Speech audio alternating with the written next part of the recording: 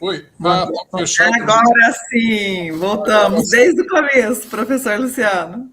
Desculpe, gente, estava fechado aqui, né, o microfone. Então vamos lá. Sejam muito bem-vindos aqui a esta live, onde hoje iremos aprofundar a temática da megafraternologia sobre a ótica da anti-irritabilidade. Eu sou o professor Luciano, voluntário da Conscienciologia desde 2013. Atualmente sou voluntário da área internacional do IPC e participo da estruturação da Pré-IC Mega Fraternità. Estarei acompanhando vocês com as perguntas aí no chat, né, dessa aula maravilhosa. Vocês fiquem bem à vontade para todo momento colocarem aí as suas questões para a professora Renata Pialarice na live de hoje. Curtam também esse vídeo aí do YouTube, né, para que a gente possa, vocês possam continuar seguindo os canais de divulgação pelas mídias digitais. A Mega Fraternità já está no Instagram, no Facebook e em breve estaremos também no YouTube, onde hoje utilizamos aqui a estrutura da nossa IC apoiadora, que é a Juriscons. E convidamos vocês também para seguirem as redes sociais da Paradireitologia. Lembramos que não temos a pretensão de esgotar esse assunto, mas que tentaremos aprofundar o máximo possível dentro do nosso tempo, que seria até às 21 horas. A Pré-IC Mega Fraternità, que é a Associação Internacional de Megafraternologia, é um grupo de voluntários interessados nessa temática, com o objetivo de fundar a IC Mega Fraternità, né, que vem do nome Mega Fraternidade, instituição sem fins de lucro que buscará decodificar saberes que atenderão grupos específicos, entre eles intermissivistas e demais assistíveis, sob a ótica do paradigma consciencial e através do princípio da descrença, onde incentivamos você a não acreditar em nada, nem mesmo do que falamos aqui. Tenha suas próprias experiências pessoais. Dentre os principais objetivos que queremos fomentar, o Holopensene e a cultura da megafraternidade no planeta, desenvolvendo técnicas e paratécnicas interassistenciais megafraternas. Então, vamos agora apresentar a professora desta live, a professora Renata Pialarice, que é voluntária da Conscienciologia desde 2002 e docente desde 2003, administradora de empresas, tenepsista e verbetógrafa da Enciclopédia da Conscienciologia. É também especialista em gestão de projetos, gestão da qualidade, em saúde e mestre em negócios internacionais. Ela tem como interesse de pesquisa os temas da megafraternologia, invexologia, duplologia e desassediologia. Atualmente, ela é voluntária aqui na Pré-IC Mega Fraternità. Então, por hoje, a professora Renata vai aprofundar suas pesquisas e experiências megafraternológicas sobre a ótica da anti-irritabilidade. Chamamos, então, a professora Renata para começar sobre a discursar sobre o conteúdo da sua temática.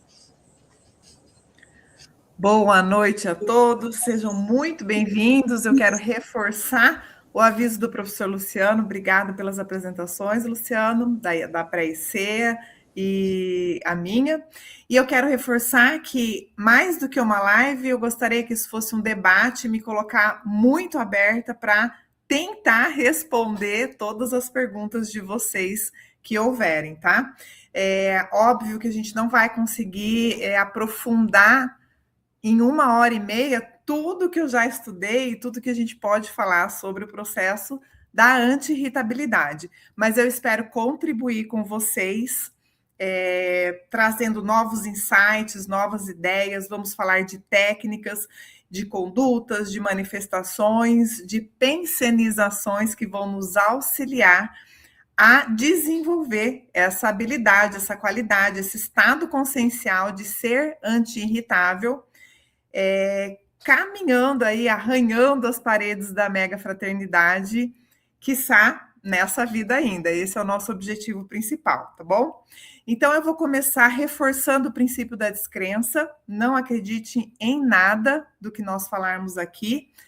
Tenha as suas experiências pessoais, tá? Então, mantenha o seu senso crítico, mantenha a sua lucidez e entenda como uma pesquisa. Muito do que eu vou falar aqui está contido no verbete que eu defendi, verbete da Enciclopédia da Conscienciologia, com essa temática, com esse nome, né, anti-irritabilidade, e a ideia de lá para cá, já tem praticamente 11 anos que eu defendi esse verbete, é compartilhar com vocês o meu laboratório consciencial, as minhas pesquisas, frutos da minha autopesquisa, mas dentro das minhas interações conscienciais também, poder contribuir com todos para que a gente possa reciclar, ciclar o mais rápido possível os traços, as condutas egóicas, aquilo que já não cabe mais, que nós não precisamos mais, para desenvolver uma conduta mais fraterna,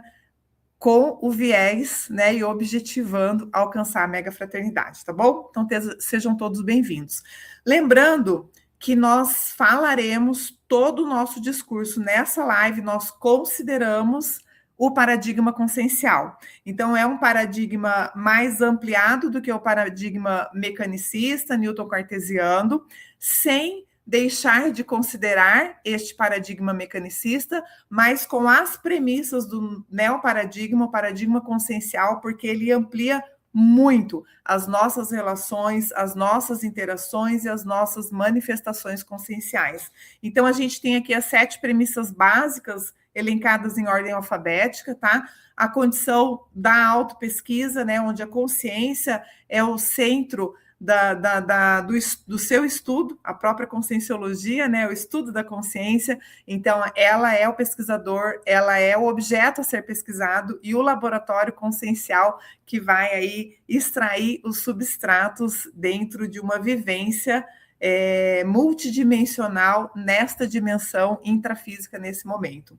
Consideramos também as bioenergias, tanto as energias imanentes, mais inatas, mais puras, quanto as energias transformadas, que são as energias conscienciais. Dentro de um viés cosmoético, consideramos uma ética cósmica, para além da ética e da moral humana, de novo, sem dispensar essa ética, essa moral humana, mas ampliando e considerando o viés multidimensional e multiexistencial.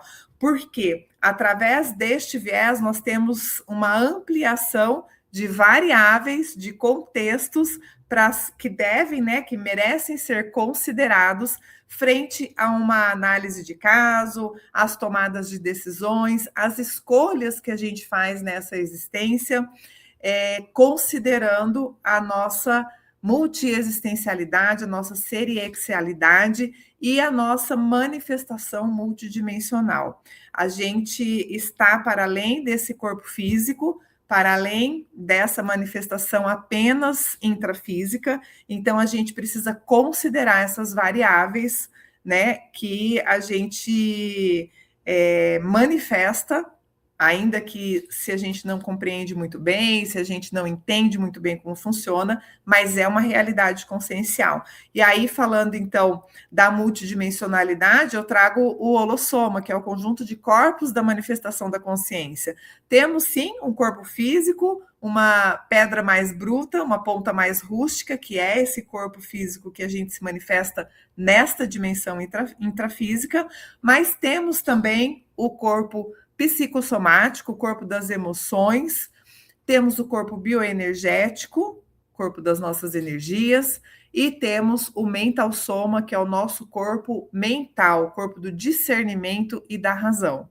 E ampliamos todos esses conceitos, esses pilares e esse paradigma através da ótica universal, tentando implementar um processo universalista sem barreira, sem fronteira, sem distinção de credo, de cor, de etnia, raça, qualquer variável que venha a nos travar ou a nos impossibilitar de trabalhar com a interassistência com todas as consciências, cada uma no seu nível evolutivo, respeitando o nível evolutivo de cada uma, e esse respeito evolutivo é um princípio para a aplicação da anti-irritabilidade que a gente vai aprofundar aí durante a aula, tá bom? Então, lembrando sempre de considerar e ampliar toda a minha fala durante a live, considerando o paradigma consciencial, essas variáveis numa ótica mais ampla, numa ótica multidimensional, multiexistencial, seguindo aí todos esses pilares do nosso paradigma. Tudo bem? Vamos lá. Trabalhamos aqui também com o Pensene.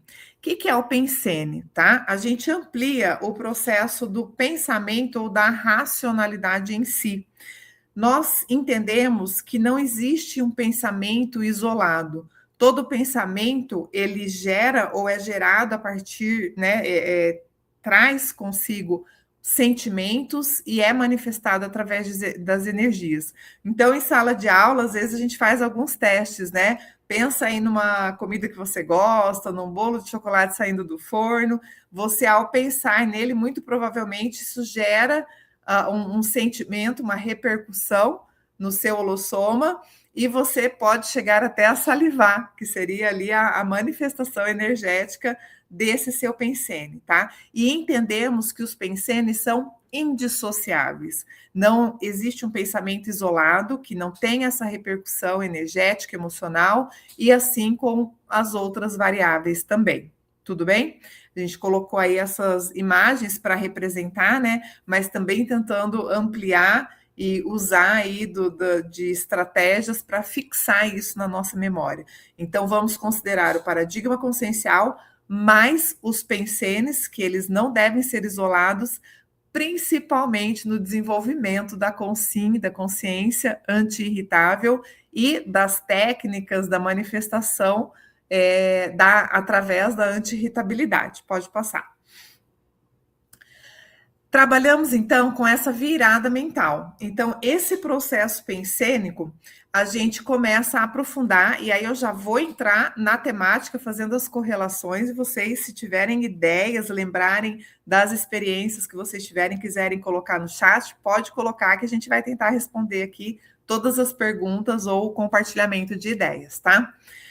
A gente precisa e trabalha com o processo da reciclagem intraconsciencial, tá? A gente precisa ressignificar, melhorar, mudar, evoluir. Evolução é mudança, né? E aí a gente trabalha no desenvolvimento da anti-irritabilidade, dessa conduta fraterna para a vivência da mega-fraternidade, com um ego, uma postura antiga que está permeado de rigidez pensênica, de inflexibilidade, uma cobrança excessiva, um perfeccionismo. Se alguém se identificar aí, eu estou falando do meu laboratório consciencial, tá? Não estou mandando recado para ninguém. Mas é uma conduta que muitas vezes, né, tem a frase ali, é preciso abrir mão da razão em prol do pacifismo, mas que a gente está certo, a gente quer colocar, quer fazer as pessoas aceitarem, quase que, né, impor o nosso posicionamento, por mais correto que ele realmente possa estar, e às vezes está, mas traz junto consigo dentro de um processo de rigidez, de imposição, uma carga energética muito pesada, pode exacerbar o processo emocional, e isso vai refletir a partir da sua manifestação com todos os envolvidos, sejam as consciências, que é o nosso zelo principal, mas também com os ambientes, os pets, os locais, como que a gente deixa os ambientes, os locais que a gente por onde a gente passou, que a gente chegou, melhor do que a gente encontrou ou não, né? E aí, dentro dessa virada, a gente traz, a partir das reciclagens dessa postura antiga, uma nova conduta, uma nova postura. Uma postura que está passando por um processo de compreensão, de aceitação da falibilidade humana. Eu adoro essa frase, porque todos nós somos falíveis. E aí, quando a gente exige a perfeição do outro, a gente está indo contra a nossa natureza neste momento, nesta vida intrafísica. Então, a gente precisa lembrar que a nossa manifestação, o conjunto dos nossos pensenes, passando por esse processo de reciclagem, né? Trabalhando com uma conduta mais fraterna, mais pacífica, e a gente vai aprofundar aí mais 1 hora e pouquinho durante a live hoje. A gente tende, e a gente tem como objetivo, mudar o nosso holopensene. O que é o holo? É todo pensene, pensamento, sentimento e energia. Então, transformar esse padrão, esse conjunto dos nossos pensamentos, sentimentos e energias para um conjunto, um pensene mais fraterno, mais pacífico, mais equilibrado, mais homeostático, a partir da nossa conduta anti-irritável. Tudo bem? Seguimos. Então, a gente traz aqui um fluxo anti-irritável, né? O fluxo anti-irritável, lá no verbete, na enciclopédia da Conscienciologia, ele é a enumerologia, tá? Então, o que acontece? Você começa a desenvolver as suas características anti-irritáveis e até a reconhecer isso a partir da reflexão. Você começa a perceber nos ambientes onde você se manifesta, as pessoas com as quais você convive, se você tem uma postura mais pacificadora, mais apaziguadora, ou uma postura mais irritada, né? Menos pacificadora, mais incendiadora do que bombeiro, como a gente costuma falar. E a partir dessa reflexão, muitas vezes até do feedback do que as outras pessoas falam ao interagir com a gente, você passa a compreender o contexto, por que eu reajo desta forma? Por que eu tenho que estar sempre certa? Por que eu quero controlar tudo e todos ao meu redor, sabendo que isso é impossível? Porque quem acha que consegue controlar tudo e todos, está faltando aí o passo atrás, a reflexão, porque isso é impossível, né? Malemar a gente consegue controlar as nossas condutas, as nossas vontades, imagina querer controlar tudo ao nosso entorno, tudo ao nosso redor. E aí, compreendendo o porquê das coisas, por que você se manifesta daquela forma, você toma a decisão de fazer diferente. E aí você encontra, então, os motivos que vão te ajudar a priorizar essas ações, buscando, a partir de escolhas diferentes da sua tomada de decisão, um processo mais anti-irritável, tá? E aí eu vou trazer para vocês várias técnicas energéticas, técnicas de escrita, efeitos, muitas coisas, para que a gente tenha esse foco e desenvolva esse foco. Essa fotinho aí eu gosto, porque é um meme, né, que me representava há mais de 10 anos atrás. Hoje já não parece mais comigo, tá? Mas é aquela velha história. Eu sou calma, as pessoas que me irritam. Será?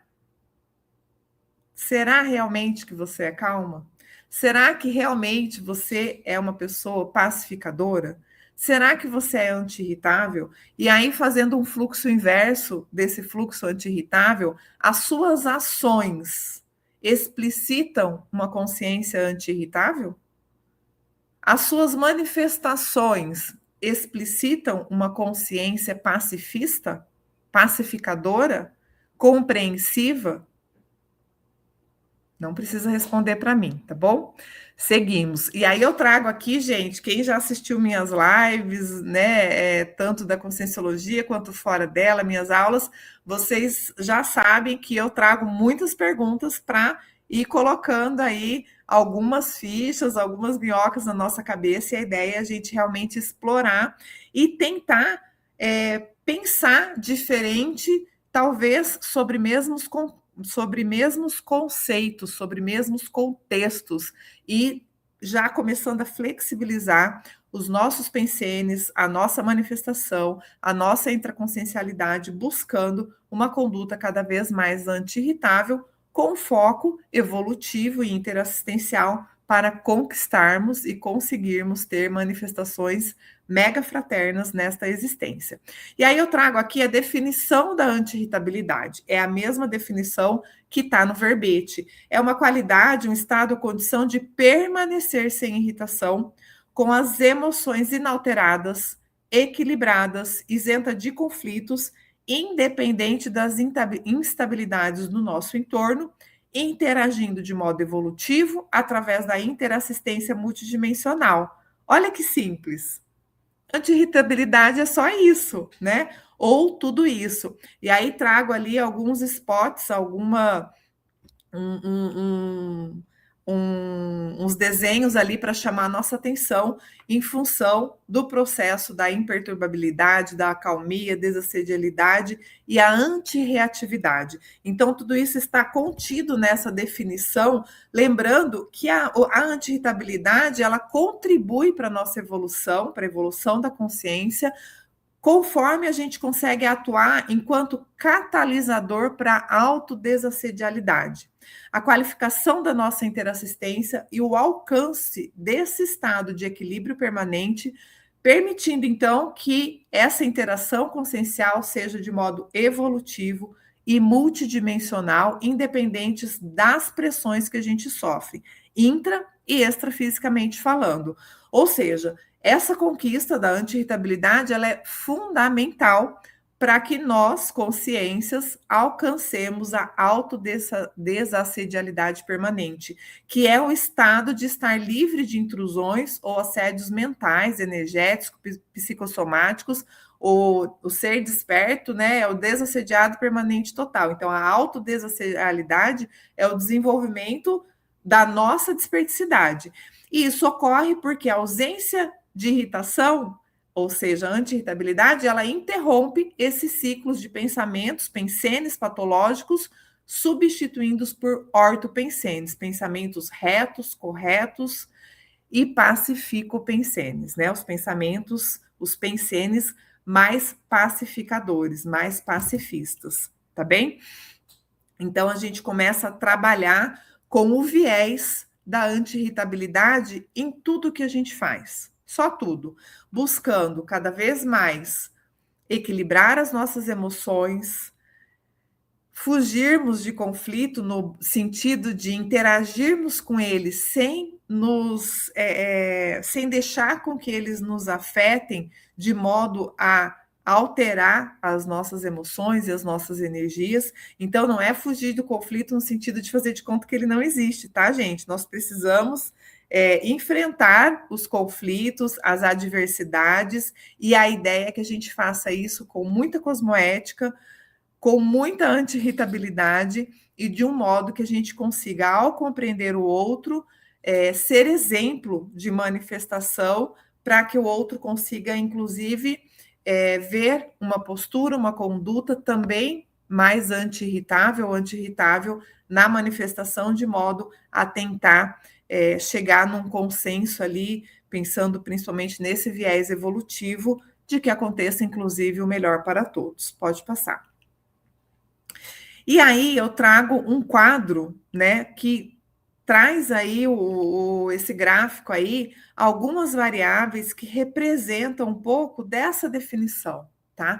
Então, para eu trabalhar com o meu padrão pensênico, considerando o paradigma consciencial, a multidimensionalidade, a multiexistencialidade, e para eu entrar naquele fluxo onde eu preciso compreender os meus traços pessoais, eu preciso ter esse acolhimento consciencial.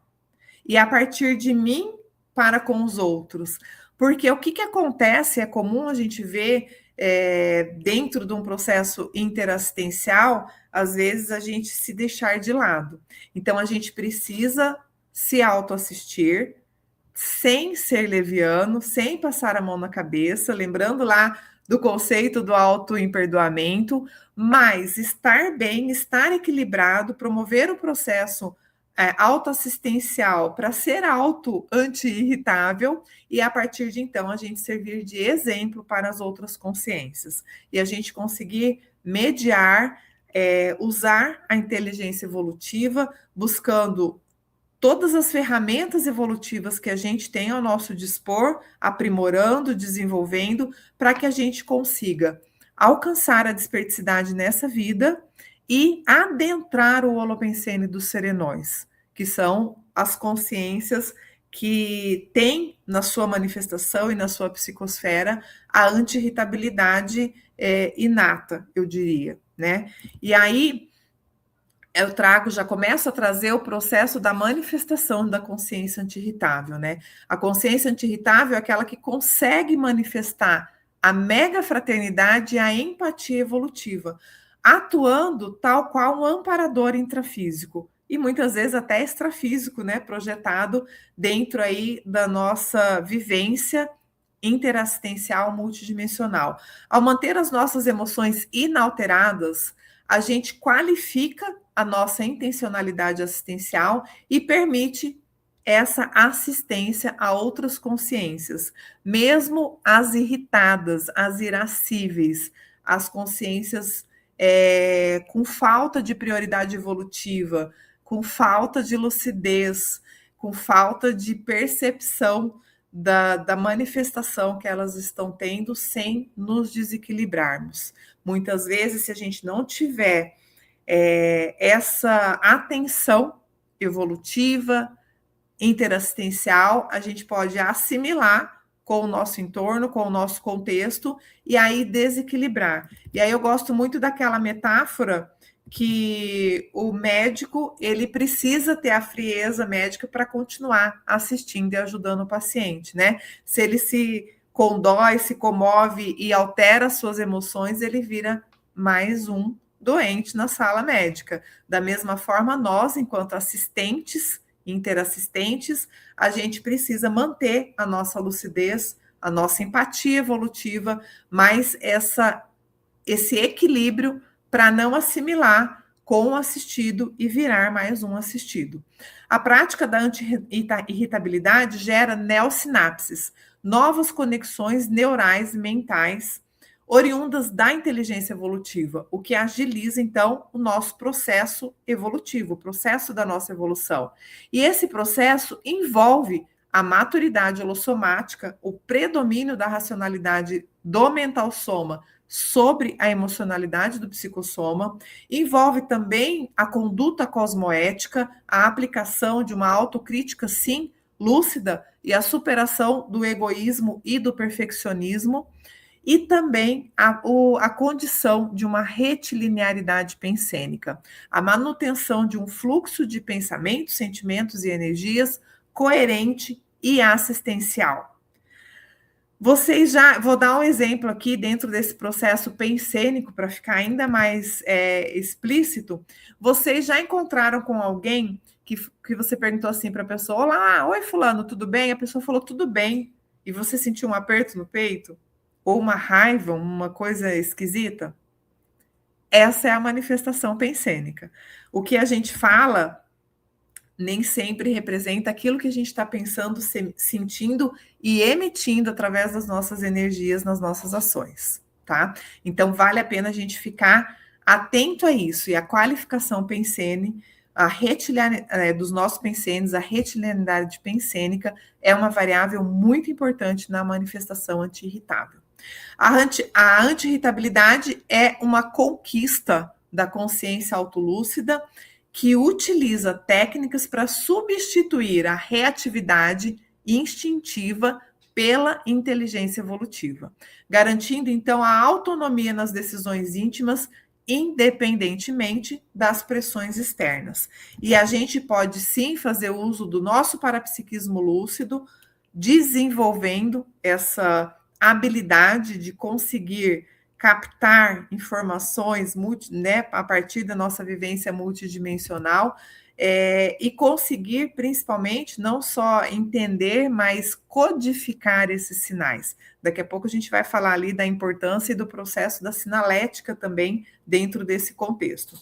A evolução consciencial através da anti-irritabilidade implica uma mudança profunda de temperamento, movendo a consciência de uma postura belicista para uma postura pacifista.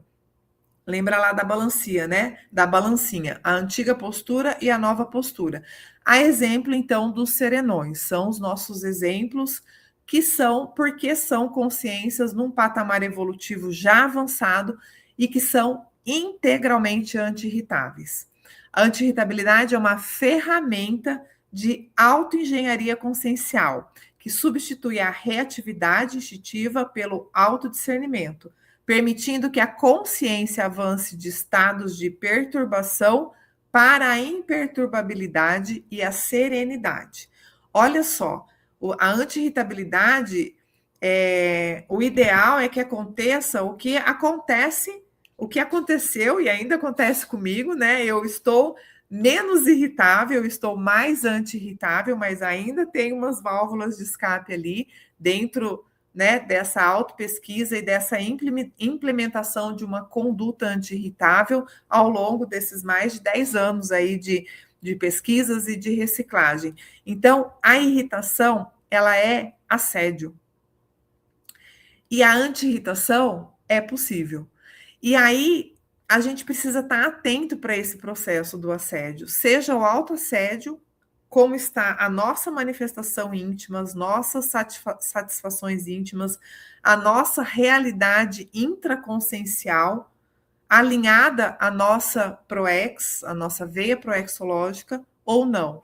E a boa notícia é que, se você ainda precisa fazer um ajuste de conduta, você precisa trabalhar com esse processo de assédio, de autoassédio, de heteroassédio, a gente vai trazer aqui técnicas e ferramentas para desenvolver a anti-irritabilidade como um primeiro degrau, primeiro patamar aí para você conseguir se manifestar dessa maneira mais lúcida, fazer essa engenharia consciencial para poder ter mais discernimento na sua manifestação, pensando sempre no processo da imperturbabilidade, da serenidade e da inteligência evolutiva. Temos perguntas, professor Luciano? Olá, sim, temos perguntas. A anti-irritabilidade é um tema fundamental para quem quer viver de maneira mais equilibrada e acessar os sentimentos elevados? Professora Renata, pode comentar? A pergunta do professor Marcelo Silva. Posso sim. Obrigada, Marcelo, meu bem. Obrigada a todos por estarem assistindo e por começar aí a compartilhar as experiências e trazer essa pergunta para a gente, né? Uma afirmação, na verdade, que você faz, a qual eu concordo plenamente, é sim um tema fundamental para a gente viver de maneira mais equilibrada. Tá na definição, né? O processo do equilíbrio e acessar os sentimentos elevados. Na minha percepção, é impossível você vivenciar sentimentos elevados com uma manifestação irascível, irritada. Como que você vai ser grato com raiva de alguém? Como que você vai ser benigno se você está com raiva, se você está irritado, se você está pensando mal, se você está pensionizando mal? Porque quando a gente fala que pensa mal, a gente pensa, a gente sente e a gente manda energias negativas e patológicas para aquela consciência da qual a gente está pensionizando negativamente. Como que eu posso desenvolver um amor, um sentimento de fraternidade, né, esses sentimentos elevados, a benignidade, a gratidão, a benevolência, dentre outros vários, se eu estou num padrão assediado, irritada, com raiva? Não vejo essa possibilidade. Acho que é impossível e sim, então, considerando como condição fundamental. Tá? Não sei se respondeu, se ficou claro. Se você quer abordar algum desses sentimentos elevados, aí você coloca de novo no chat para gente, tudo bem? Continuamos. E aí, essa condição do equilíbrio, pode passar o slide, ela vem, parte de um princípio de uma reação biológica. E a ideia é que a gente pare de ser tão instintivo, tão bruto, né? Tão bicho, para que a gente realmente faça com que a nossa consciência tome as decisões, tome as rédeas das nossas escolhas e principalmente das nossas manifestações. Eu cito aqui a Jill Bolte Taylor. Ixi, deixa eu ver se consigo. Pri, coloca para a gente, por favor, lá, tá? É desse livro aqui, pôr em frente de mim, assim, ó. Acho que a maioria já deve ter conhecido esse livro, chama Cientista que Curou o Seu Próprio Cérebro. Ela explica, lá no capítulo 15, página 162, ela explica para a gente exatamente esse funcionamento químico da nossa biologia, tá? Então, ela fala desse processo, a resposta química da raiva no nosso cérebro. E, pasmem, não sei se vocês ficam surpresos com essa informação, mas eu, na época, fiquei. Quimicamente, biologicamente, a nossa raiva, ela pode e deve durar apenas 90 segundos. Depois desse 1 minuto e meio, é a nossa decisão. Nós escolhemos manter aquela raiva, aquele processo, aquela química rodando no nosso organismo. E aí, quando eu estava pesquisando, até escrevendo o próprio verbete lá em 2014, 2015, eu estudo essa temática desde 2007, tá? Foi um dos primeiros temas da minha autopesquisa em função da minha manifestação, né? Meu comportamento, eu era facilmente irritável, qualquer coisa me abalava, e aí eu percebi que isso impactava diretamente no meu processo assistencial, interassistencial e principalmente na minha meta evolutiva para essa vida, que é alcançar a desperticidade. Eu vi a desperticidade como algo impossível nessa existência, porque uma pessoa que facilmente irritável, como eu era, não conseguia vislumbrar um padrão desassediado permanente total. E aí eu comecei a pesquisar e a ver o que eu precisava mudar dentro do meu comportamento para que essa meta se tornasse uma meta factível, possível nessa existência, mas principalmente para qualificar a minha assistência. E aí eu cheguei na irritação, né? Até então, lá no primeiro processo de reflexão e compreensão, tinha muitos traços que eu mudei, que eu precisei mexer, mas aí eu vi que o nó górdio era o processo da irritação. Por quê? Era muito fácil me desestabilizar. E eu, como uma pessoa intelectualmente muito... eu até tenho um verbete, né, que chama intelectualidade nossomática, eu trago muito para o processo racional. Quando eu vi que era minha escolha, que ser irritável era porque eu queria ser assim, aí, gente, caiu meu chão, foi um momento bem tenso, tá? Bem difícil para mim, na minha existência, mas já passou. Já tem mais de 10 anos que eu consegui mexer, estou conseguindo trabalhar com esse traço, mas eu gostaria de compartilhar com vocês por quê? Porque traz para nós a responsabilidade em escolher não manter esse circuito da raiva funcionando além desse disparo bioquímico inicial, né? Então, a gente, enquanto consciência, economiza energia, evita conflitos desnecessários, né? Essa autonomia, desenvolve essa autonomia nas nossas decisões íntimas, permitindo que a nossa consciência foque os nossos esforços na nossa programação existencial, na assistência auto, intra e heteroassistência reurbanizadora, deixando então os ambientes, as consciências melhores do que a gente encontrou.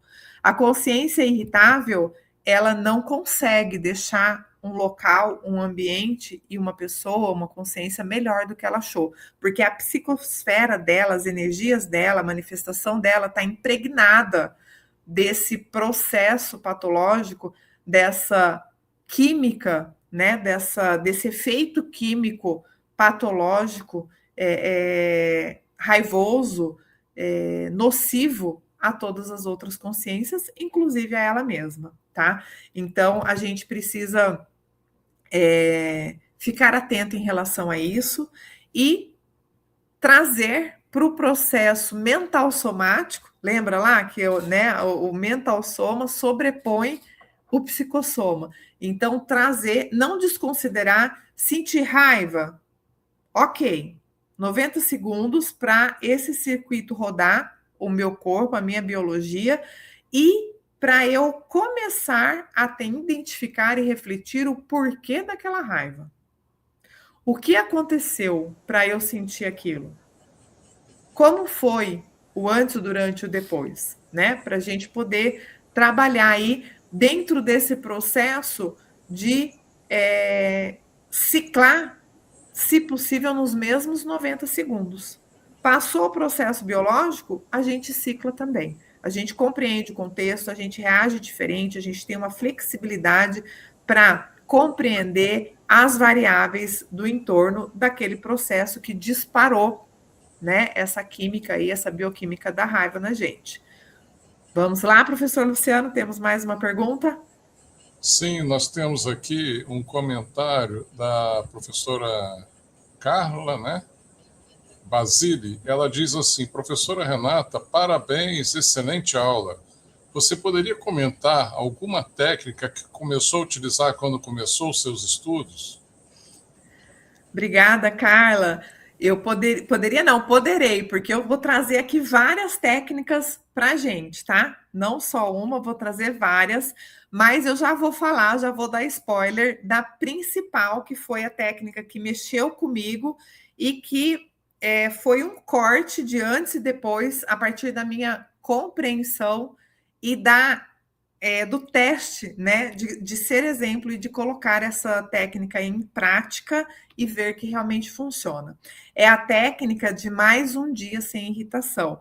A gente vulgarmente fala, né, e muita gente conhece, a gente apelidou da técnica do AA, dos Alcoólicos Anônimos, que a deles é nem mais um dia, só mais um dia, né? Então, adaptada para o viés da anti-irritabilidade, essa técnica foi um marco na minha reciclagem, na minha vida, porque eu pensei assim: para alcançar a desperdicidade, eu não posso mais ficar irritada pro resto dessa vida. E o resto dessa vida é muito tempo para mim, porque eu tenho uma expectativa, uma pretensão de viver pelo menos 100 anos. Eu estava lá, ó, mais de 10 anos atrás, né? Então, eu já estou chegando no meio século, eu tinha lá meus 20 e tantos anos. Por isso que era impossível para mim. Eu falei, não vou conseguir ficar sem me irritar. E aí, eu tentei um dia. Eu falei, hoje nada vai me tirar do sério. E aí, gente, pensa como a gente é testado a partir do momento dessa decisão íntima. Tudo que aconteceu naquele dia, tudo, da hora que eu acordei até a hora que eu fui dormir, foi uma tentativa de me irritar. Essa era a minha visão na época, tá?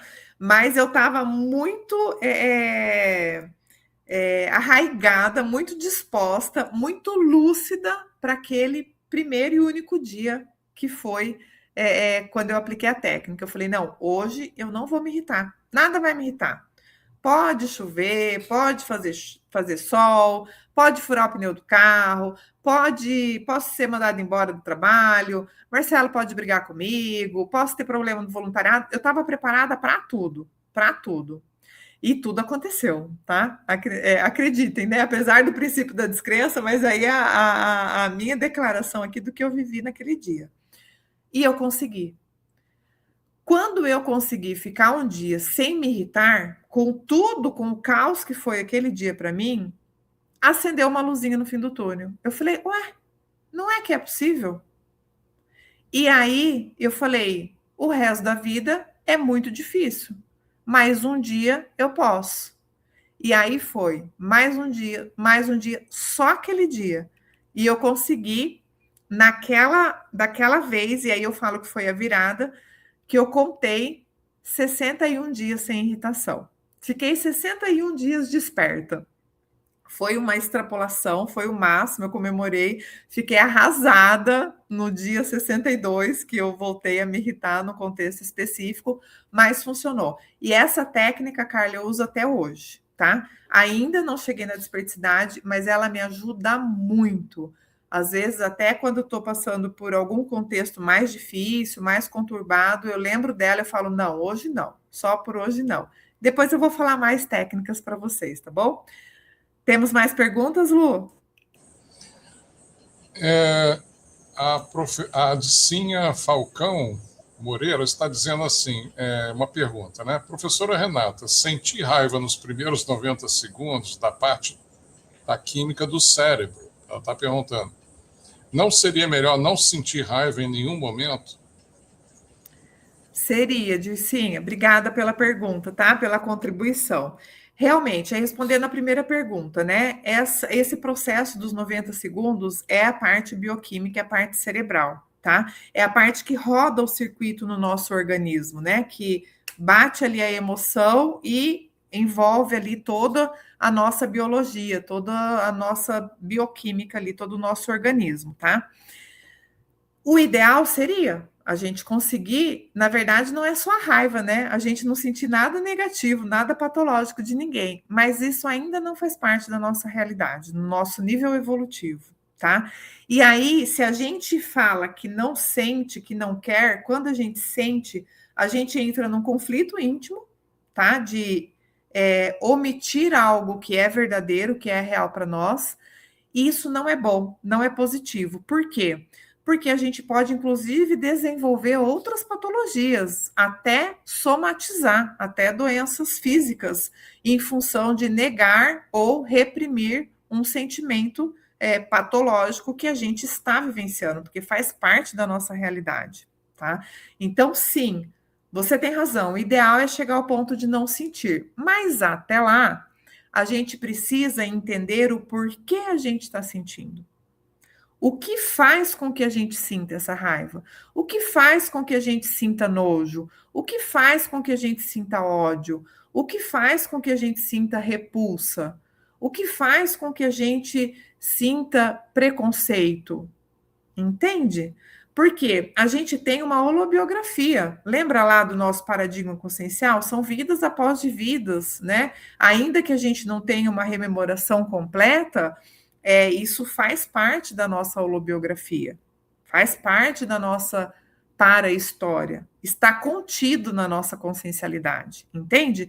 Então a gente precisa identificar o que leva a esse sentimento, seja ele qual for, e no nosso exemplo é a raiva, e a raiva foi dentro do meu processo de irritação, sim, um gatilho que disparava com muita frequência, tá? Então, o que acontece? Eu dou até um exemplo no verbete, na defesa do verbete, eu falo assim: você fica com raiva da pessoa e aí você vai lá e dá um soco na cara dela. Você não tem esse direito, ainda que a sua raiva seja sincera e você esteja sentindo aquilo, entendeu? Então, é aquela coisa assim: estou com raiva, o que eu vou fazer com isso?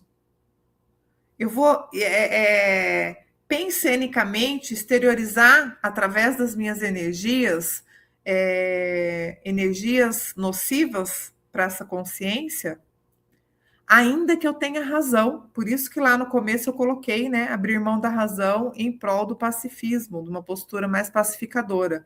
E muitas vezes, Dircinha, a gente tem razão. Às vezes a pessoa está mal intencionada mesmo. Às vezes ela quer puxar o nosso tapete. Às vezes ela faz sem querer, sem saber. Porque a referência que ela tem, o padrão de referência que ela tem é que aquela conduta é a correta. Foi a forma como ela aprendeu a fazer aquilo. Eu ficar com raiva dela vai reforçar essa conduta dela ou vai ajudar ela a pensar diferente? Eu ficar com raiva vai... Eu entender por que eu fiquei com raiva vai me ajudar a reciclar essa conduta, essa brecha, essa postura, esse traço que eu manifesto para eu fazer diferente e aquela ação ou reação frente a um determinado contexto não mais gerar essa raiva em mim, não mais disparar esse circuito bioquímico no meu corpo, no meu soma, e refletindo em todo o meu holossoma?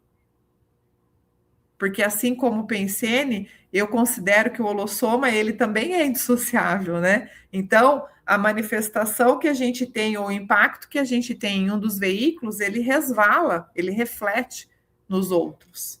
Entende? Então, o que eu entendo como, até estudando dentro do viés da inteligência evolutiva, estou sentindo esse sentimento que não é um sentimento elevado, seja ele qual for, tá? No nosso exemplo, a raiva. Estou sentindo a raiva. Eu não posso negar esse sentimento, porque ele é verdadeiro. Eu preciso refletir, compreender por que eu estou sentindo raiva e ver quais os traços e as condutas que eu preciso mexer e trabalhar para que isso não me aflija de novo, para que isso não me atinja novamente. Certo? Se ficou claro, Dircinha, seguimos. Se não, coloca aí no chat de novo. Se quiser trazer um exemplo ou né, uma nova pergunta, fica à vontade, tá bom? Espero poder ter respondido aí. Vamos seguindo, então. Tem bastante coisa ainda para quase menos de 40 minutos aqui. Vou correr no tempo, mas não por isso vocês precisem deixar de interagir, tá bom? Podem mandar aí as perguntas e os exemplos de vocês. Pode passar, Pri. A gente vai agora para um processo do custo evolutivo da irritação. Ó, Dircinha, tem a ver faz parte da continuidade aí da resposta para você. Irritação é burrice. Quem me conhece sabe que eu briguei com essa frase, com esse mega pensene trivocabular durante algum período na minha vida, tá? Porque eu, né, como uma consinha irritável, ficava indignada de ter razão e não poder ficar irritada, tá? Até eu compreender, foi um tempo ali de trabalho. Mas é um custo evolutivo muito alto, que hoje eu posso falar, né, décadas depois, que não vale a pena pagar, tá? É um desgaste mental, emocional, energético, psicossomático, que realmente não compensa. Esse custo traz um bloqueio no processo interassistencial. Ele impede as pessoas, as consciências de se aproximarem de você. Você passa a ser uma pessoa não quista, né? Os amparadores não conseguem se manifestar. Eles não conseguem se aproximar de você, eles não conseguem repercutir na sua psicosfera, eles não conseguem interagir com você e nenhum tipo de consciência, porque a consciência irritável, ela passa a ser uma consciência indesejável.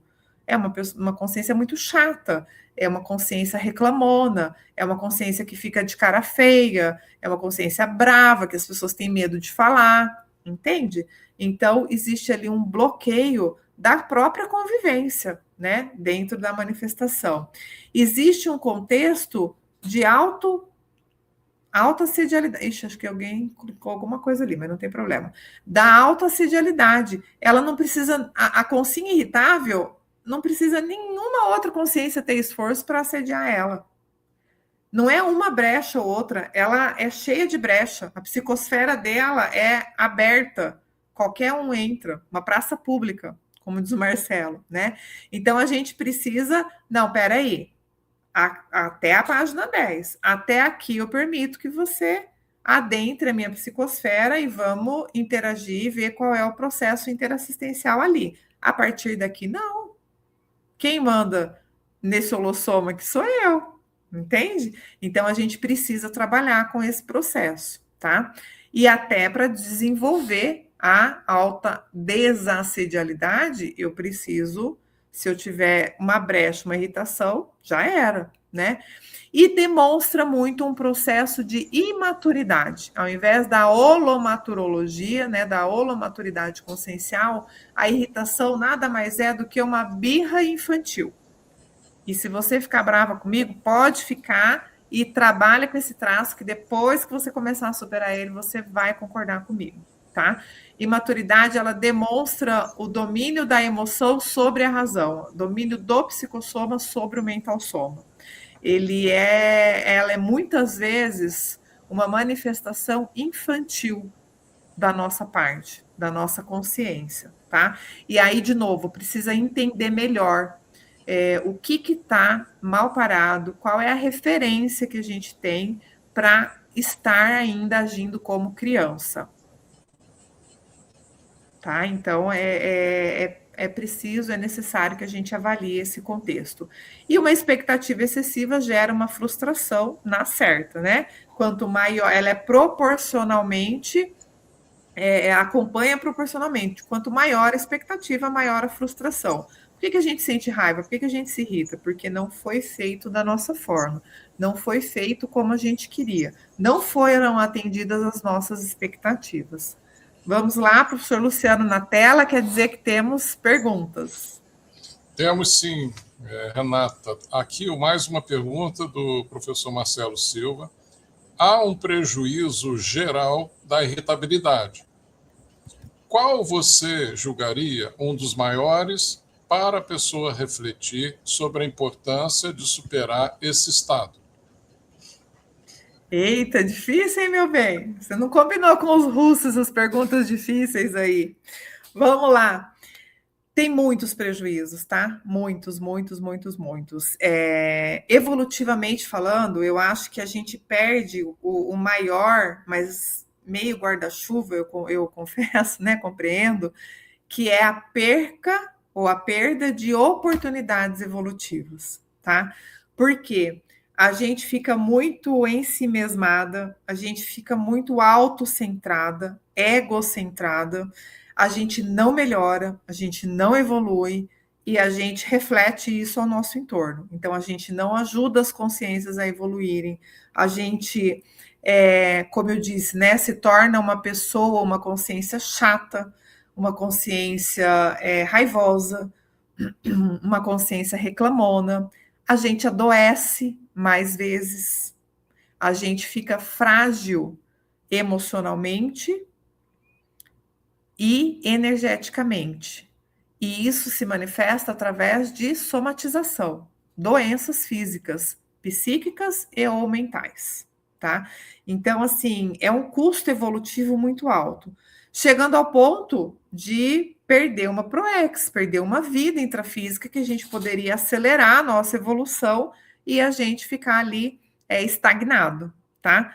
Considerando que a gente não evolui, mas a gente estagna, né? Então, assim, imagina perder uma vida de encontros, reencontros, oportunidades evolutivas, essa vida passar, e a nossa vida é um sofro, é um átimo na nossa evolução, e você não fazer nada, você ficar estagnado.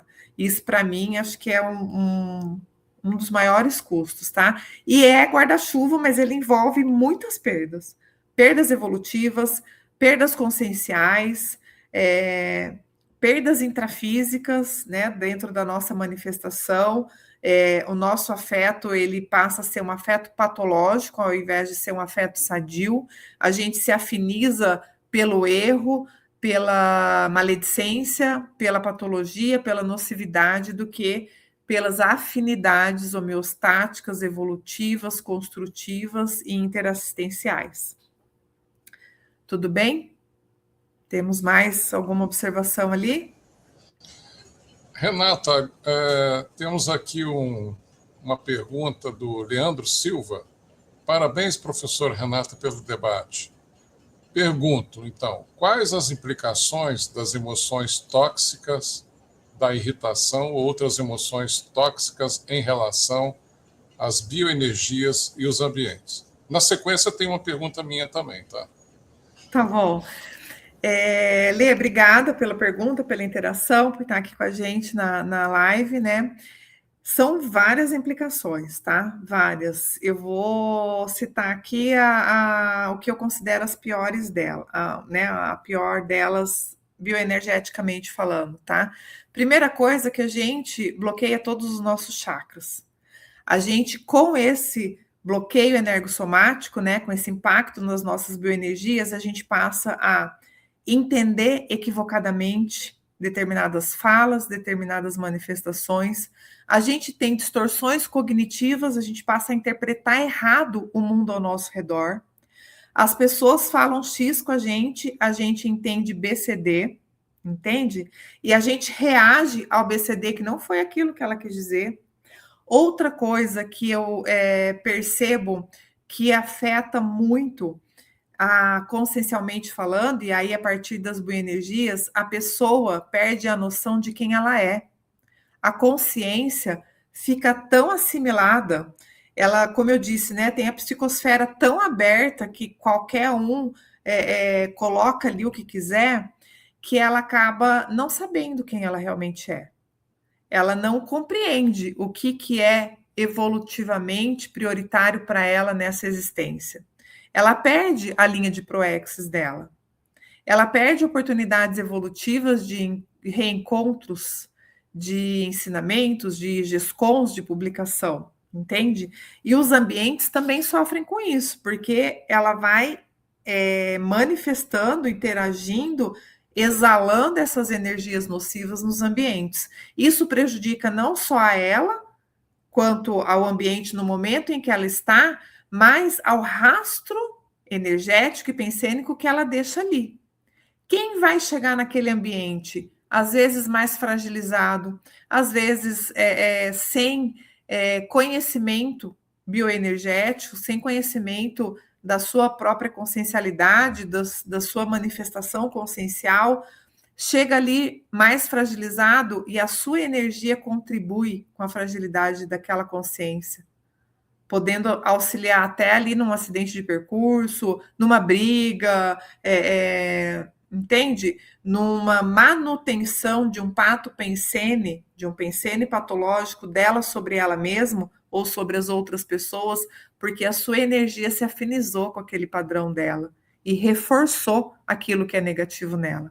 Então, assim, acho que são muitas toxicidades que a gente exala quando a gente se deixa influenciar e mantém esse padrão mais patológico na nossa manifestação, tá, Lê? Não sei se eu respondi, se ficou alguma dúvida ainda, pode trazer ali outro contexto que a gente tenta ampliar. Pode falar, Luciano, agora chegou a sua vez. Tá, eu vou tentar ser rápido, porque eu sei que você ainda tem muito conteúdo aí, mas eu acho que pode te ajudar também no restante. Eu vi que você fez uma apresentação que demonstrou lá no início a questão de verificar os traços conscienciais, né, que você colocou.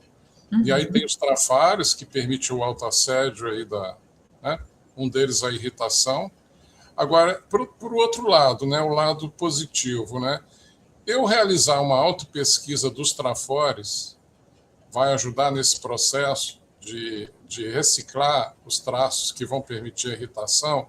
Qual seria a sua experiência disso?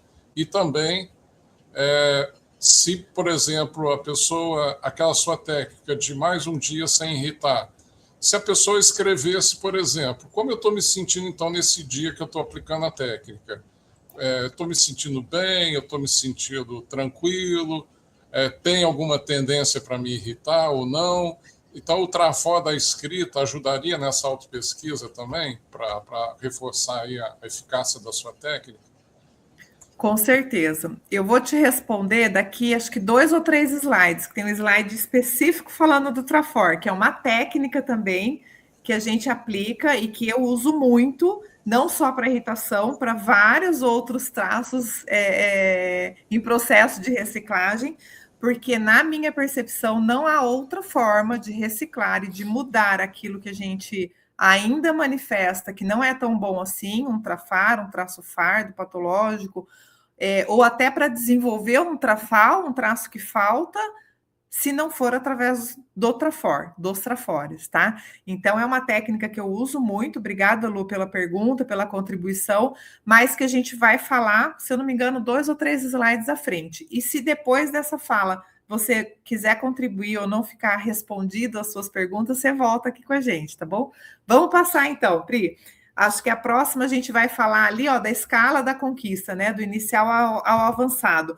Então, são os níveis de anti-irritabilidade que eu trago no verbete e que são ali um vislumbre para a gente conseguir entender ou visualizar aonde que a gente pode chegar. E foi da onde começou a minha pesquisa. Lembra que eu falei que eu comecei a pensar que, gente, se eu não mexer nisso, eu não vou conseguir ser desperta nessa vida. E é uma meta evolutiva minha, entendeu? Então, primeiro nível, né, inicial lá da anti-irritabilidade, é aquela consim que não se altera com as coisas do dia a dia, com o nosso cotidiano, tá?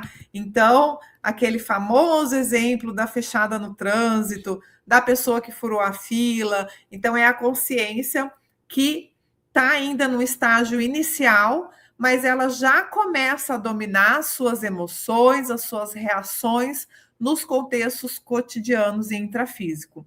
É uma característica de nós, do nosso nível evolutivo, da consciência pré-serenona lúcida. Tá? Então, trazendo aí o exemplo do trânsito, da fila, e o foco principal nesse estágio inicial é a gente assumir o autocontrole diante das instabilidades comuns de tudo ao nosso redor, né? Tanto do ambiente externo, na manutenção aí da nossa civilidade, entendeu? Então, assim, ó, eu sou uma pessoa extremamente anti-irritável a hora que eu tô aqui dando aula na live para vocês.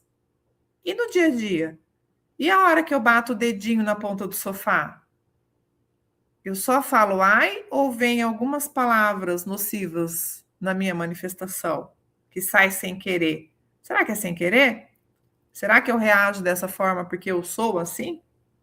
Né? Então, para a gente estar sempre pensando sobre isso também. E aí, no nível mais avançado, né, na anti-irritabilidade avançada, que é o nível do ser desperto, da consciência desperta, né, ele representa ali um patamar superior de imperturbabilidade, voltado, então, para a assistência multidimensional e o domínio energético.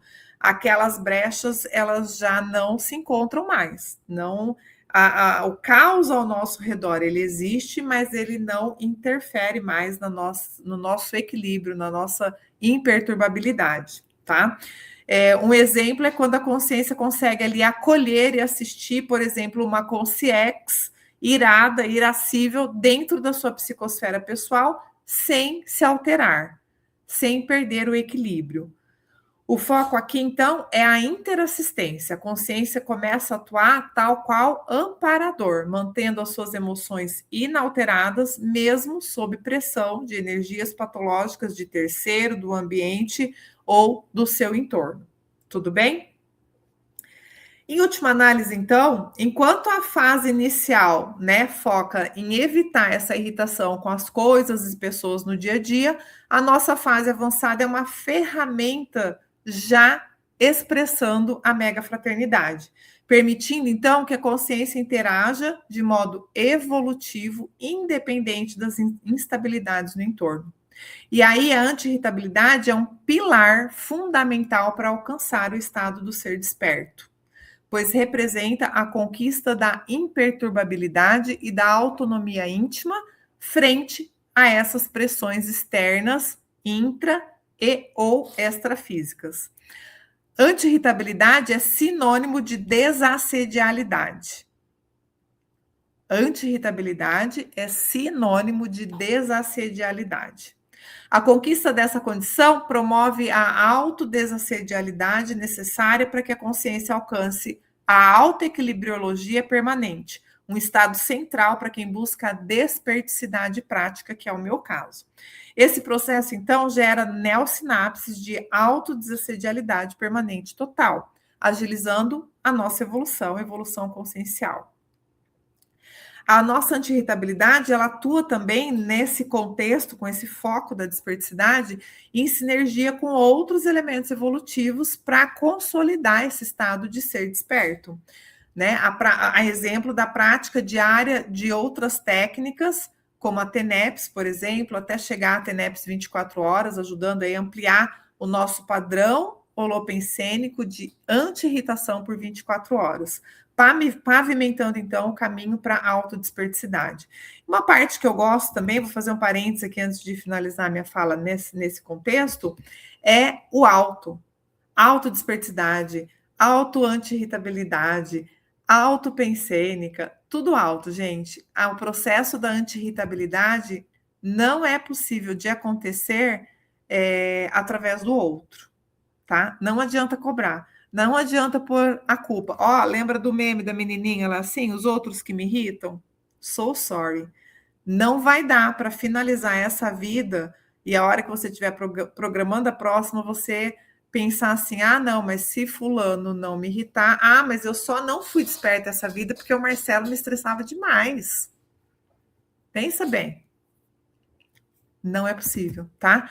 É a autorresponsabilidade, porque depende só de nós. Se você está dando desculpa para se manter irritável, acende a luzinha vermelha aí. Nada justifica, tá? O estado, então, do ser desperto exige o predomínio das faculdades mentais e do autodiscernimento, o que qualifica a intencionalidade assistencial, permitindo, então, que a gente atue com aquela retilinearidade pensênica, autopensênica, que a gente está falando desde o começo. A transição para o estado de desperto é vista como um crescendo de maturidade. Lembra que eu falei? A gente para de fazer birra, para de ser criança, deixa de lado, abre mão das imaturidades e passa a desenvolver as maturidades. A reflexão leva à lucidez, que gera responsabilidade e culmina na interassistencialidade cosmoética. Nesse contexto, a anti-irritabilidade é uma ferramenta técnica que permite a consciência deixar de ser uma vítima das circunstâncias para se tornar um agente desassediador e mega fraterno, assumindo a sua postura e a sua autorresponsabilidade frente a esse contexto. A anti-irritabilidade ajuda a alcançar o estado de ser desperto ao substituir o temperamento belicista e reativo por um temperamento pacifista e imperturbável, garantindo a estabilidade energética e mental indispensável para assistência multidimensional permanente. E aí eu já aproveito para fazer um spoiler aqui da live do mês que vem, que a gente vai falar, o professor Luciano vai trazer aí o contexto da paz, né? Esse temperamento pacifista e imperturbável, tá bom? Pode passar. Seguimos aí nos nossos slides. Vou tentar correr aqui para, né, não passar o nosso tempo sem chegar até o final. E aqui a gente tem algumas posturas energéticas, então, para desenvolver a anti-irritação, tá? Domínio das bioenergias, pergunta ali do Leandro, né, da Dircinha, é essencial. Essencial, tá? Não há anti-irritação sem domínio bioenergético. Não há anti-irritação sem estado vibracional, sem profilaxia, com energias tóxicas na nossa psicosfera, no nosso ambiente, no nosso entorno, sem desassimilação, tá? Ó, chegou aí o livro da sinalética, né? Que eu falei que ia comentar com vocês. Pode falar, professor Leandro. Leandro, não, Luciano, desculpa. Temos aqui mais uma pergunta do Leandro Silva. Parabéns, professora Renata, pelo debate. Pergunto, ao realizar a transição da irritabilidade para a anti-irritabilidade assistencial, é possível assistir consciências extrafísicas com essa mudança? É possível, é desejável e é necessário, Leandro. É necessário, tá? E, na verdade, considerando a nossa manifestação consciencial, a gente não tem como não impactar o grupo ao nosso entorno através das nossas manifestações e, consequentemente, das nossas reciclagens, tá? Então, da mesma forma que eu, irritável, sou uma pessoa chata, e eu, anti-irritável, passo a ser uma pessoa que convive de uma maneira mais sadia, essa convivência, ela é com as consciências e com as consciex. Então, há um impacto. A minha manifestação consciencial representa um grupo atual, nessa manifestação intrafísica, e um grupo do meu passado, da minha holobiografia, das minhas vidas pretéritas, dos meus posicionamentos anteriores, tá? Esse grupo tende a nos acompanhar. A gente tem uma máxima na conscienciologia que é ninguém perde ninguém, né? Ao longo da evolução, tá? Então, sim, a gente impacta e impacta muito. E a gente é cobrado também, tá? Quando você quer mudar, as consciências que estão acostumadas com aquela sua manifestação, e principalmente as que tiram proveito da forma como você se manifesta, te cobram. Ei, quem você pensa que é? Por que você vai parar de brigar? Eu preciso dessa energia que você está me dando há tanto tempo. É quase analogia com a mesada, lá, a hora que o pai para de dar a mesada e o filho quer exigir, né? Bem uma analogia grosseira, mas que exemplifica bem, entende? Então, a hora que eu mudo, mudam as minhas companhias extrafísicas também, tá? É um reflexo natural. A gente enxerga isso com mais facilidade nessa dimensão intrafísica e projetado ou com o domínio das bioenergias e o parapsiquismo desenvolvido, a gente enxerga isso com muita facilidade também na dimensão extrafísica, tá bom? Vamos agora, então, falar, né, dessas técnicas aqui, algumas delas, não vou aprofundar todas, tá? Mas o objetivo é a gente manter um equilíbrio, se manter equilibrado, sem irritação, a partir do domínio bioenergético, a mudança comportamental, as reciclagens, a forma mental somática da gente sobrepor, né, aos outros veículos de manifestação, aos outros controles, tá? Aos outros contextos. Então, o EV, né, ele é super eficiente, a autovivência do EV ajuda nessa manifestação de traços irritáveis, promovendo o autodesassédio. O EV é a chave, tá? O domínio autobioenergético é a chave. Ele contribui para a manutenção do equilíbrio, né, do autodesassédio, da manutenção da nossa psicosfera pessoal saudável, desassediadora, refletindo aí energias sadias, homeostáticas. A técnica dos 20 EVs diários, acho que está no próximo slide ali, é uma estratégia, né, para sustentar a homeostase holossomática e evitar, inclusive, aquele circuito da raiva ali, que ele seja acionado, tá? Promovendo aí um sinergismo assistencial, trabalhando dentro, ajudando a gente no processo da manutenção da imperturbabilidade pessoal, da desperdicidade e a interação, principalmente, com a fraternidade. A prática do EV interage com as outras manobras energéticas, do arco voltaico, por exemplo, para promover a manifestação megafraterna, substituindo a reatividade emocional pela compreensão e pelo acolhimento assistencial. E aí temos todas essas, né? A desassimilação simpática, a TENEPS, o arco voltaico, a sinalética. O que é a sinalética? É um sinal que eu percebo e codifico. Não adianta só perceber o sinal. Toda vez eu vejo uma luzinha piscando. O que é aquilo? Eu preciso identificar o que aquilo significa para mim, no meu caso. E a exteriorização, o reflexo de energias equilibradas e fraternas. Pode passar, Pri. E aí, o próximo slide, então, a gente vai falar das técnicas, começando pela técnica do foco no Trafor, tá? Então, trazendo ali o que o Luciano falou e trouxe para a gente, né?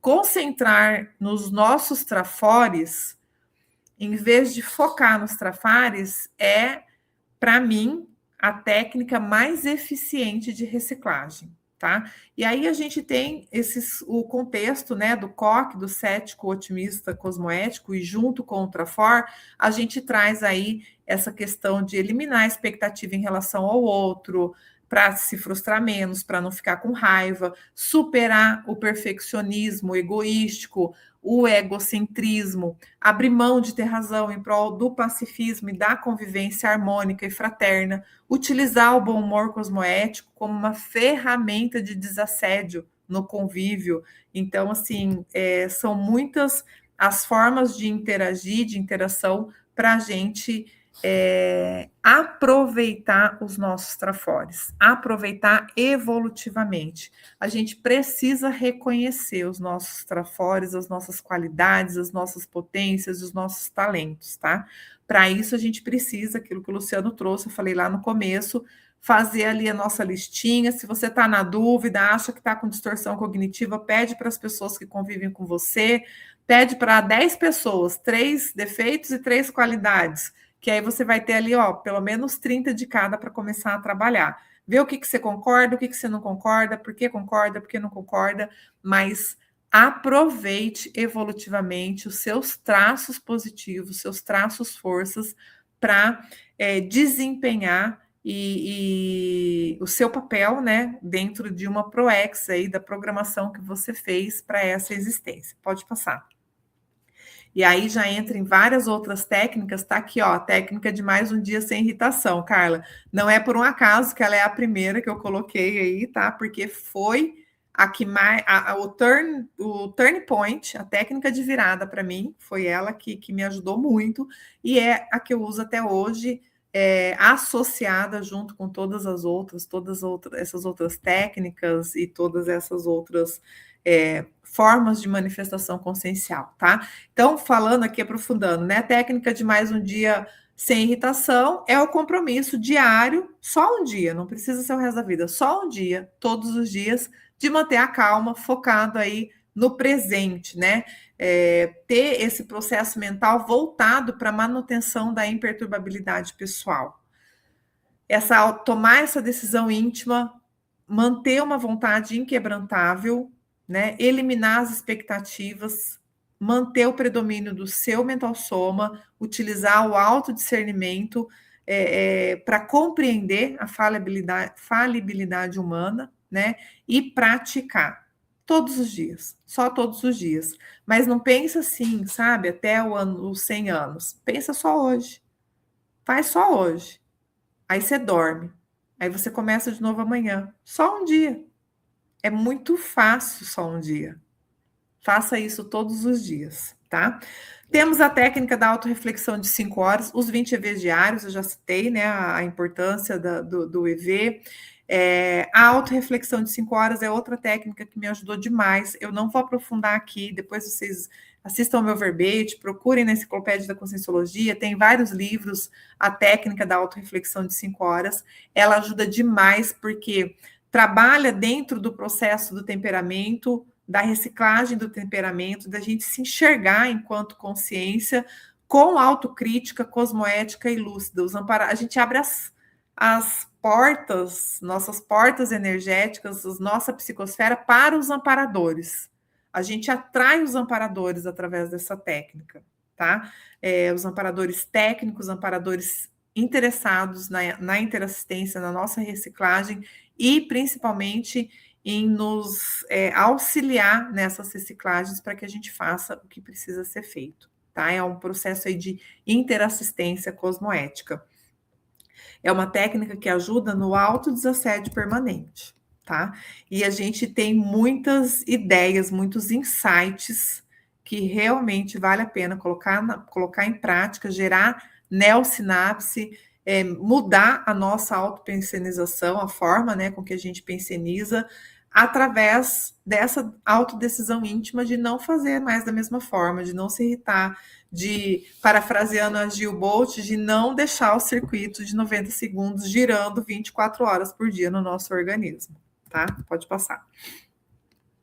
Deixa eu falar rapidinho, volta só um pouquinho. A técnica da leitura, porque o Luciano comentou, né, da leitura técnica, o uso do mental soma, é uma técnica que eu ajudo, né, que me ajuda demais. Eu amo ler, então eu leio tecnicamente, eu leio às vezes coisas triviais, voltadas para o autoconhecimento, banalidades, coisa para me melhorar profissionalmente. Qualquer coisa que você goste de ler, leia. Isso melhora a sua vida como um todo. E é uma técnica de autodesassédio também e de anti-irritabilidade, tá? E a técnica da dupla evolutiva, diuturnamente, você tá ali com a pessoa, reforçando os seus trafores, te colocando para cima, mas também te lembrando aquilo que você precisa melhorar todos os dias. Vale muito a pena e é a técnica, né? A minha vivência duplista é algo que tem me ajudado cada vez mais a eu ser mais anti-irritável, ou manter a minha anti-irritabilidade por mais tempo, tá? Pode passar. Aqui eu trago alguns efeitos da anti-irritabilidade, também não vou aprofundar todos eles, mas são efeitos que, a partir dessa nova conduta, dessa nova postura, dessa nova manifestação, dessa vontade íntima e inquebrantável de ser anti-irritável, a gente começa a perceber esses efeitos. Eles são resultados, reflexos da nossa manifestação anti-irritável. Pode passar, Pri.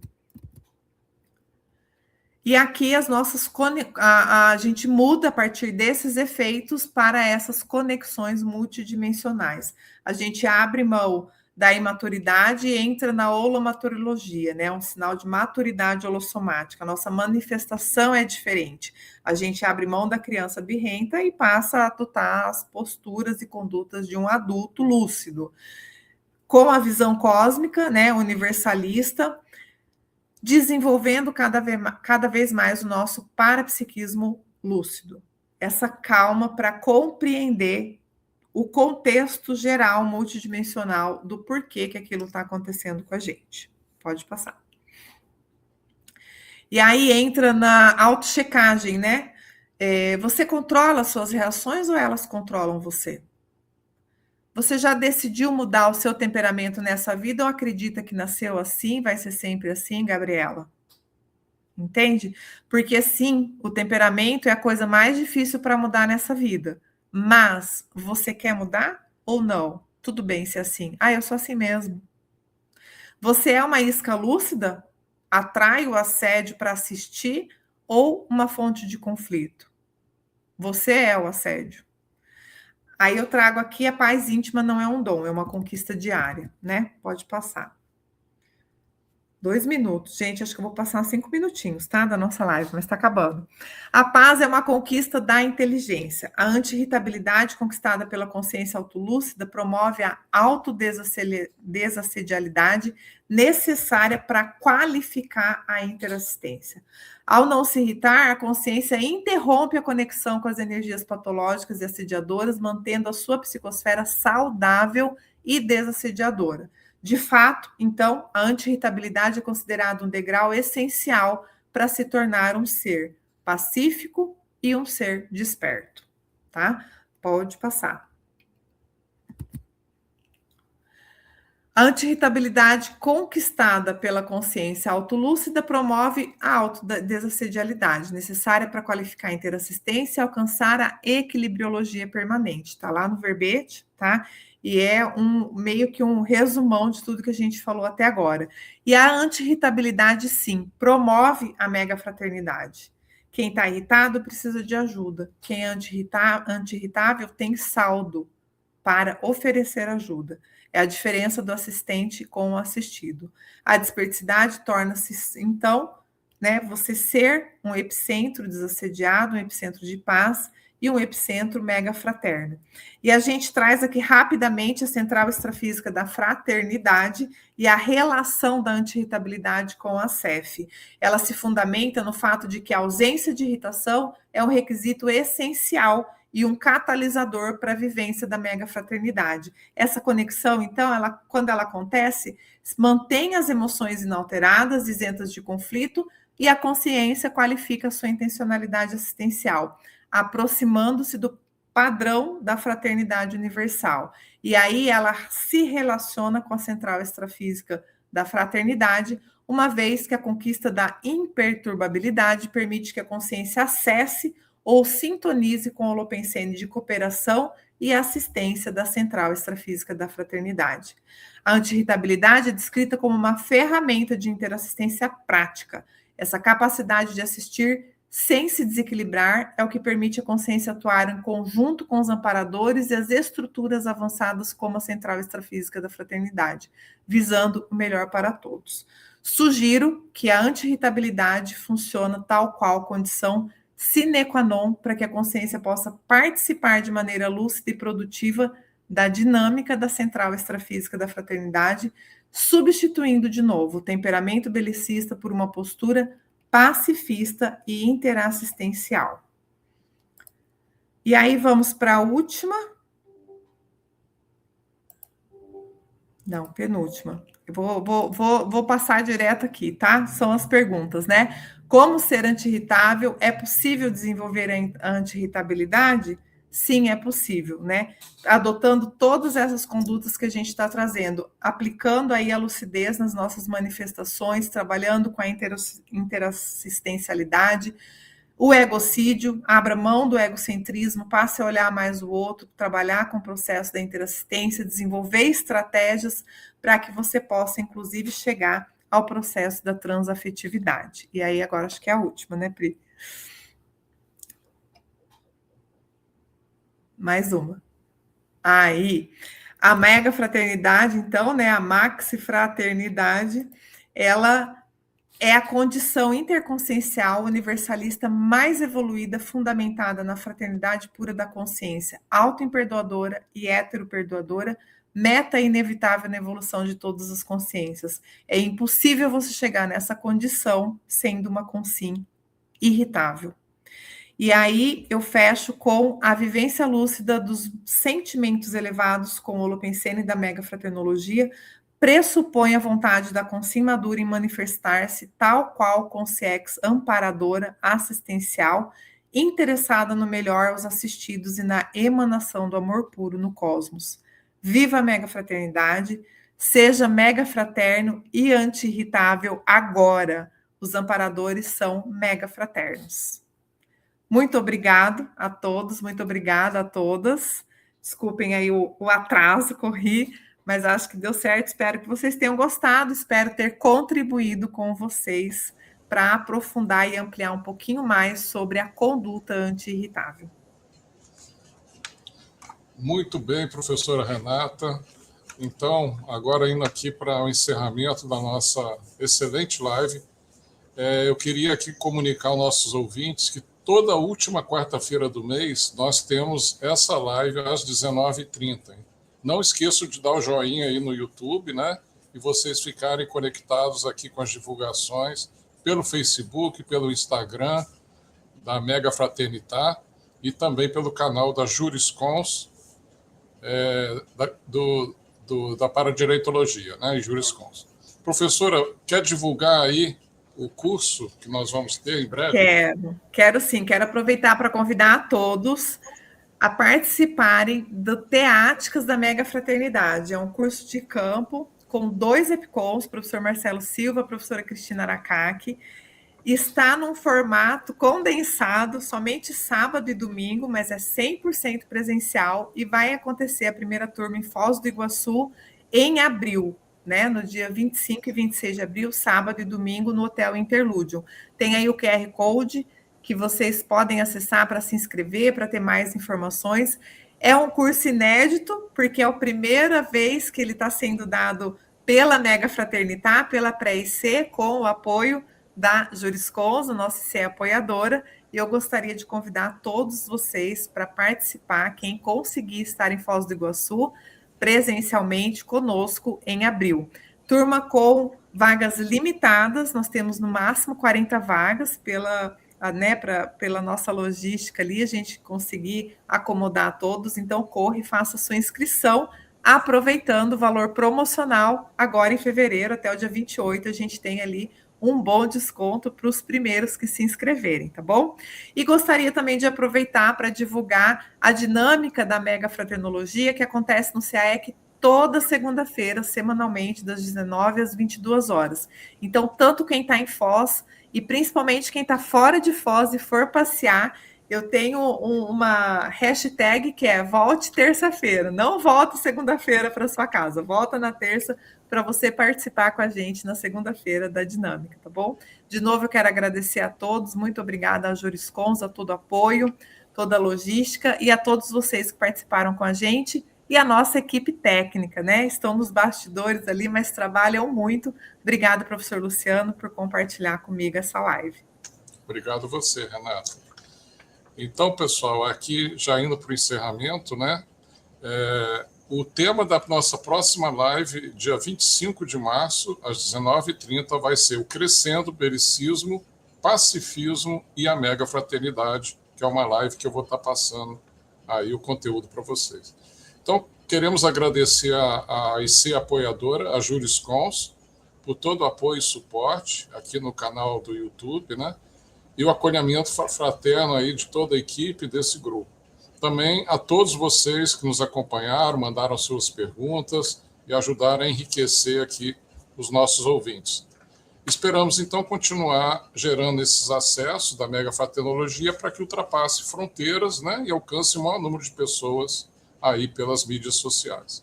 Então, até a próxima live e obrigado, gente.